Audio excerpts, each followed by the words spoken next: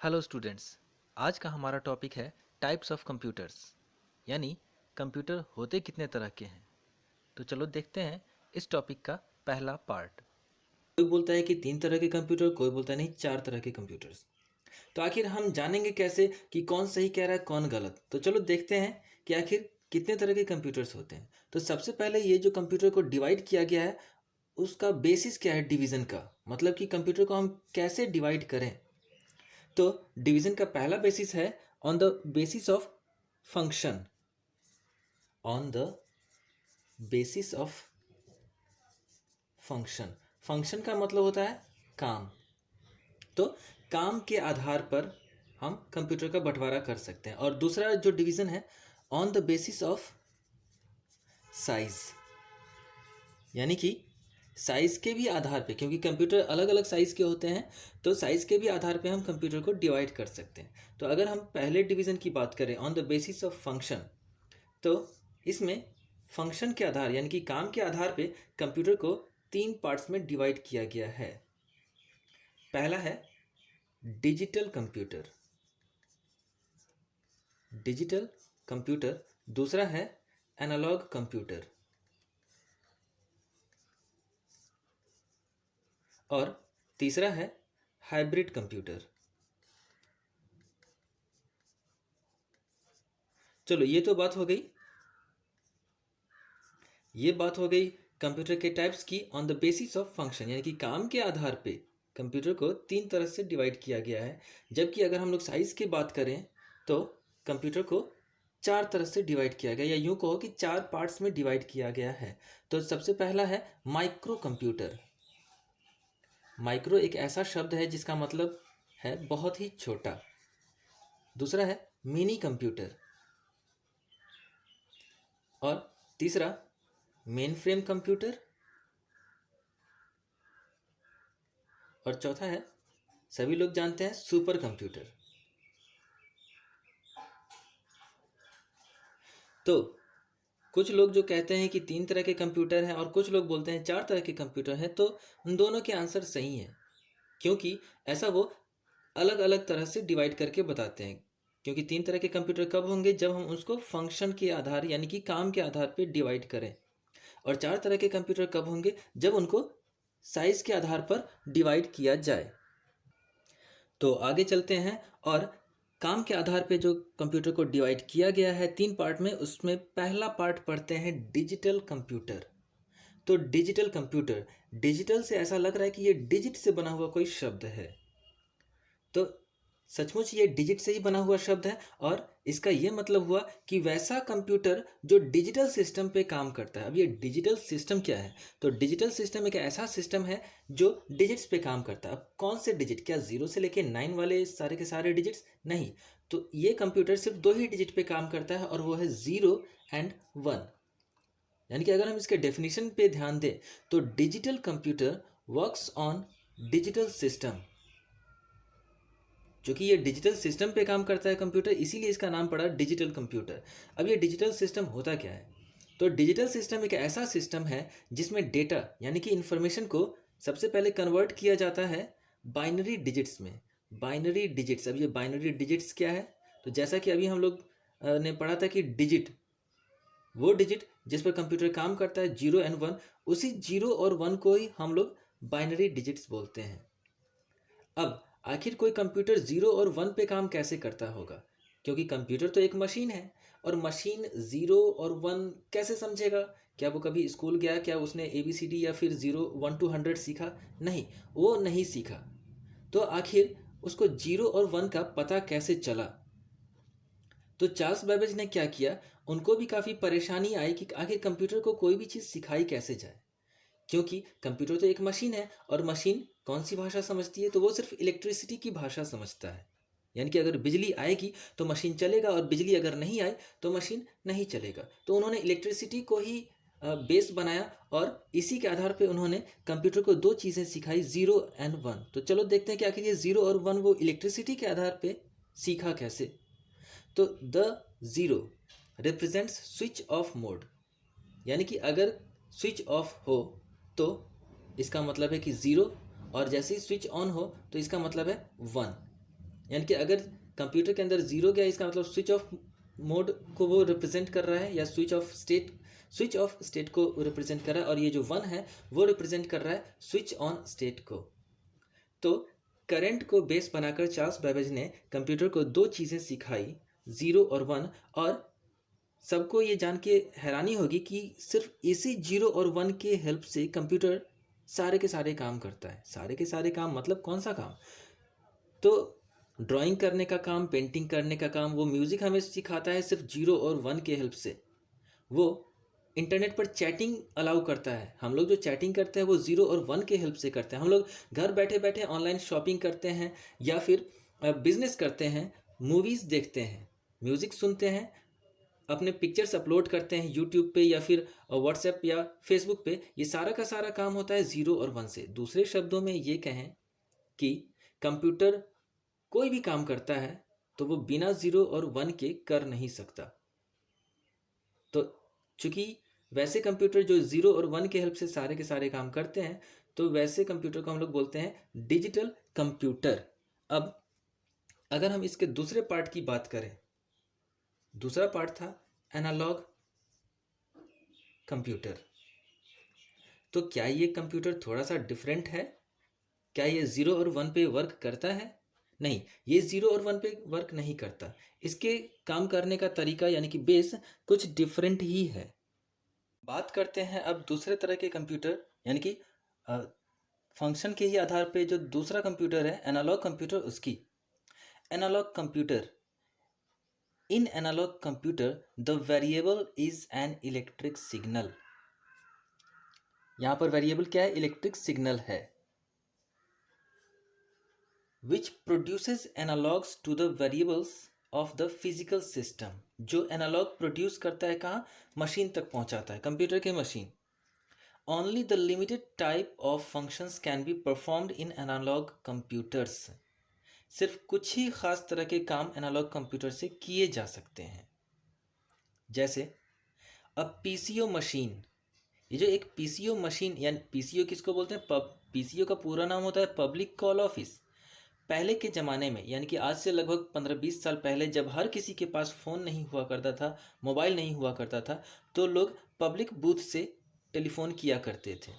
तो वहाँ पर क्या होता था? एक ऐसी मशीन जो टाइम और डिस्टेंस के आधार पे पैसा कैलकुलेट करके बताती थी कि कितना पैसा हुआ।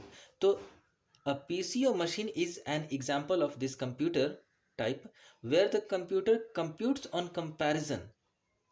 पीसीओ मशीन में जो कंप्यूटर लगा होता था वो कैलकुलेशन करता था कंपैरिजन के आधार पे। किस चीज़ को कंपेयर करता था? तो वो टाइम और डायल्ड कॉल को कंपेयर करता था डिस्टेंस से, और डिस्टेंस के आधार पे वो बताता था कि रेट कितना हुआ, यानी कि उसका कॉस्ट कितना हुआ, कितने देर बात करने के कितने पैसे। ये किस चीज़ पे आधारित होती थी? तो कितनी दूर फ़ोन किया गया है। क्योंकि पहले क्या होता था कि अगर लोकल कॉल है तो लोकल कॉल के कम पैसे, और अगर एसटीडी है तो उसके ज़्यादा पैसे चार्ज किए जाते थे, और अगर आईएसडी है तो उस और भी ज़्यादा।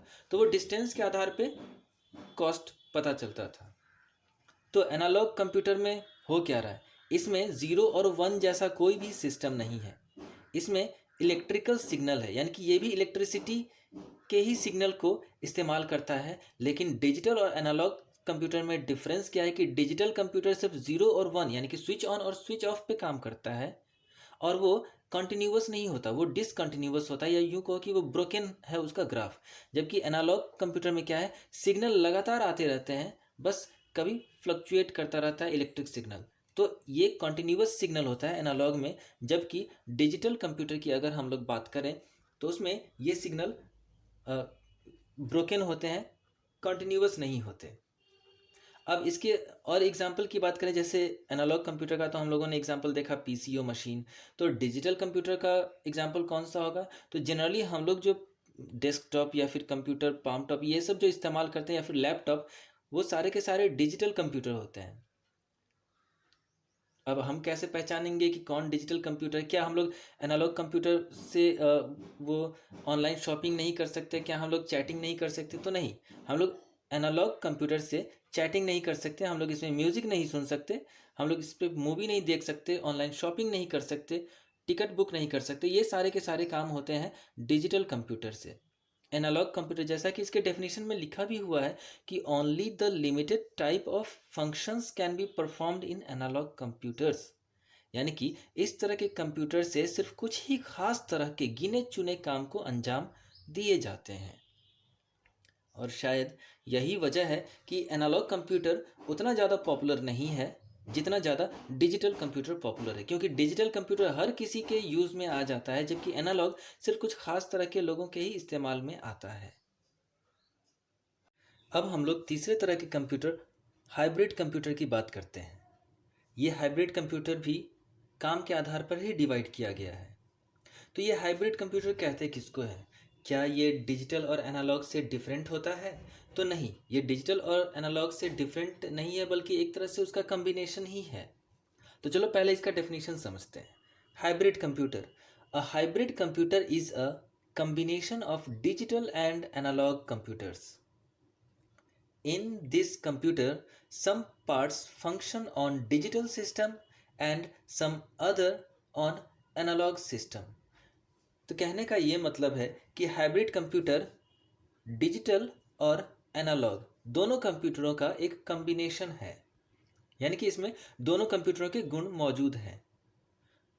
तो ऐसा कैसे हो सकता है कि एक कंप्यूटर के अंदर दो दो कंप्यूटरों के गुण मौजूद हों?